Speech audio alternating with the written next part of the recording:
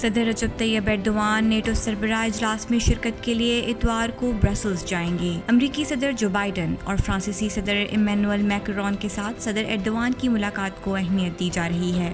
موجودہ عالمی سیاسی تناظر میں نیٹو سربراہ اجلاس اہمیت اختیار کر گیا ہے۔ طالبان نے ترکی سے مطالبہ کیا ہے کہ وہ افغانستان سے اپنی فوجیں واپس بلا لے۔ ترکی افغانستان میں نیٹو فورسز کا حصہ ہے، جبکہ امریکہ نے افغانستان سے اپنی فوج کا انخلا شروع کر دیا ہے۔ اننا فی افغانستان میں امن کے لیے پاکستان اور افغان علماء کا اہم اجلاس مکہ المکرمہ میں ہوا۔ سعودی فرمانروا شاہ سلمان کی خصوصی ہدایت پر اجلاس بلایا گیا۔ افغان سفیر نے کہا ہے مکہ کانفرنس جنگ اور تباہی کو ترجیح دینے والے عناصر کے نام کھلا پیغام ہے۔ امریکہ کے عدالتی نظام میں پہلی بار ایک مسلمان جج نیو جرسی کی ڈسٹرکٹ کورٹ میں فیڈرل جج لگانے کی منظوری۔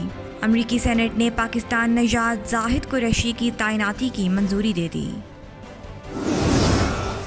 آذربائیجان کے سفارت خانے میں قومی دن منایا گیا۔ وفاقی وزیر اقتصادیات عمر ایوب سمیت پارلیمنٹیرینز اور سفارتکاروں کی شرکت۔ آذربائیجان کے سفیر علی زادہ نے کہا پاکستان کے ساتھ تعلقات کو خصوصی اہمیت حاصل ہے۔ ترکی اردو کے ایگزیکٹو ایڈیٹر محمد حسان اور انادولو ایجنسی کے ساؤتھ ایشین ہیڈ اسلام الدین کو اعزازی سرٹیفکیٹس بھی دیے گئے۔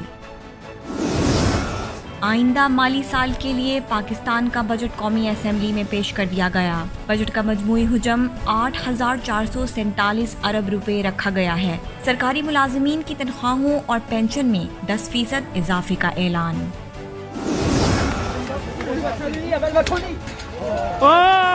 فرانسیسی صدر میکرون کے منہ پر تھپڑ مارنے والے شخص کو عدالت نے 4 ماہ قید کی سزا کا حکم سنا دیا۔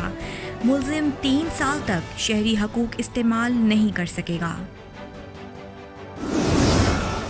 اور کتے کی اپنی مالکن سے محبت۔ استنبول کی ایک خاتون اچانک بیمار ہو گئیں۔ جب انہیں ایمبولنس میں ہسپتال منتقل کیا جا رہا تھا تو ان کا وفادار کتا بھی ایمبولنس کے ساتھ بھاگتے ہوئے ہسپتال پہنچ گیا۔